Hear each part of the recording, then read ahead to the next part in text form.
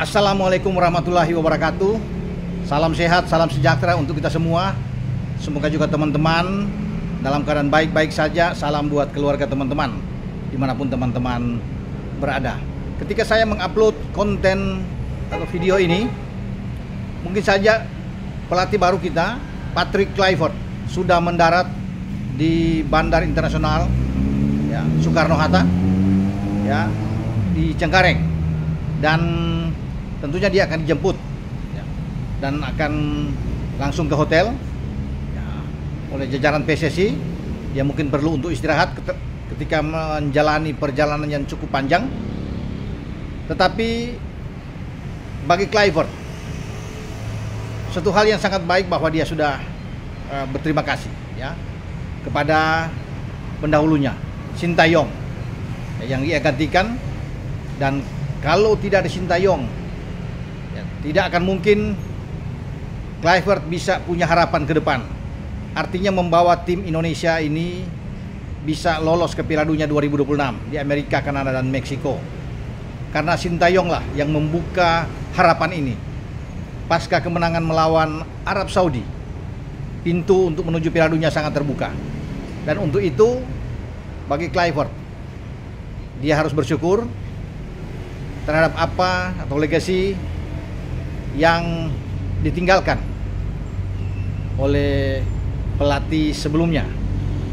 Dan ini juga menjadi tantangan ketika STY melepas tim ini dengan baik-baik saja, karena tim ini punya harapan ke depan ya, masih terbuka untuk bisa lolos paling tidak ke putaran keempat kalau menempati posisi ketiga dan keempat, atau lolos langsung sebagai runner up di bawah Jepang. Nah, beban itu ada di Patrick Kluivert. Dia harus lebih baik dari STY. Ini yang ditunggu, dinantikan oleh penggemar sepak bola Indonesia. Nah, kita sebagai pencinta sepak bola Indonesia tentunya menaruh harapan terhadap Patrick Kluivert agar dia mampu meneruskan apa yang sudah dilakukan oleh STY dengan mulus, dengan baik. Tapi memang tidak mudah, karena 20 Maretnya akan datang, Patrick Kluivert akan membawa Jai Isyas dan kawan-kawan menuju ke Sydney, hadapi tuan rumah Australia yang juga berambisi untuk bisa merebut 3 poin melawan Indonesia. Inilah saya pikir pekerjaan yang saya pikir tidak mudah untuk dilalui oleh Patrick Kluivert, walaupun dia dibantu juga oleh 2 asisten dia, yaitu Danny Lansat dan Alex Pastur ya. Makanya penentuannya ada di Australia, dan juga akan kembali 5 hari kemudian setelah tanggal 20 pada tanggal 25. PK akan membesut tim Indonesia menghadapi Bahrain di Gelora Bung Karno.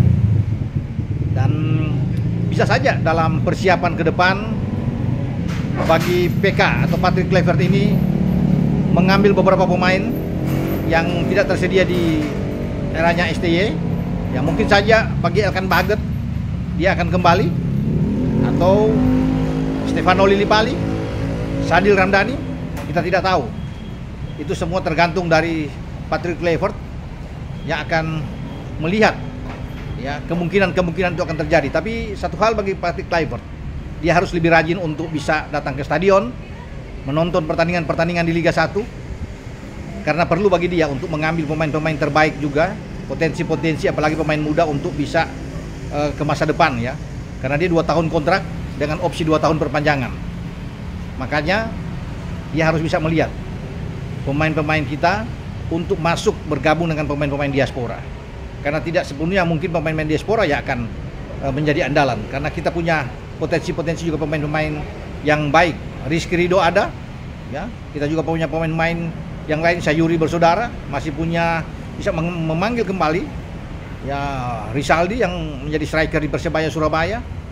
Ada banyak lagi, tentunya ada Witan yang dia akan lihat, ada Egy ya, pemain-pemain yang mungkin masih bisa dipantau, dan ada yang belum terpantau yang harus dia temukan ya, untuk bisa membesut tim Indonesia. 4 pertandingan ke depan itu sangat menentukan langkah buat kita. Kita tidak boleh kehilangan momentum ini. Momentum itu ada pada 4 pertandingan. Kalau kita gagal dalam 2 pertandingan di bulan Maret, ini berbahaya ya, dan pasti kita tidak bisa akan lolos. Ya, seandainya kita kalah lawan Australia dan juga kita terjungkal melawan Bahrain, kita putus harapan itu, ya, bahkan untuk bisa melaju ke putaran keempat itu akan sulit. Walaupun kita masih punya pertandingan di bulan Juni melawan Cina dan Jepang, karena penentuannya sebenarnya ada di bulan Maret itu. Makanya kita tidak boleh kehilangan angka di sini, dan itu yang menjadi pertaruhan besar bagi seorang PK ya, bersama dengan dua asistennya untuk memberikan yang terbaik ya, sehingga ini ada kepercayaan yang muncul dari masyarakat pencinta sepak bola kita ketika ia mampu melewati dua pertandingan itu dengan hasil yang positif. Perlu kerja keras memang ya, tidak ada yang gampang di sini, dan dia harus bisa meracik sebuah strategi terbaik, tentunya sesuai dengan filosofi dari Patrick Kluivert bersama dengan dua asistennya Pastur dan Lansat, dengan gaya sepak bola tentunya yang lebih menyerang, dan desain apa yang ada di kepala, di otak dari trio ini untuk bisa memberikan warna baru di dalam permainan, kreativitas permainan tim nasional Indonesia menghadapi 4 laga yang sangat krusial di babak pra-Piala Dunia zona Asia di grup C. Kita hanya berharap ya, sebagai penggemar sepak bola Indonesia tentunya berdoa bahwa tim nasional kita akan baik-baik saja ke depan dan mendapat hasil yang positif, siapapun pelatih itu, termasuk yang menggantikan STY yaitu Patrick Kluivert.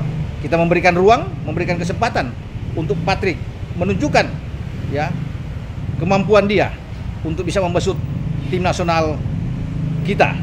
Ya, Jai Isyas dan kawan-kawan tentunya akan berjuang habis-habisan untuk bagaimana mengangkat sepak bola Indonesia. Ada akan datang, oleh Romania akan datang, dan persiapan juga dengan Jairo Redowell. Itu pun menjadi harapan kita semua agar dua pemain ini bisa tersedia dalam pertandingan yang akan datang. Ya. Dengan saya Bung Ropan berbicara di sini. Ciao.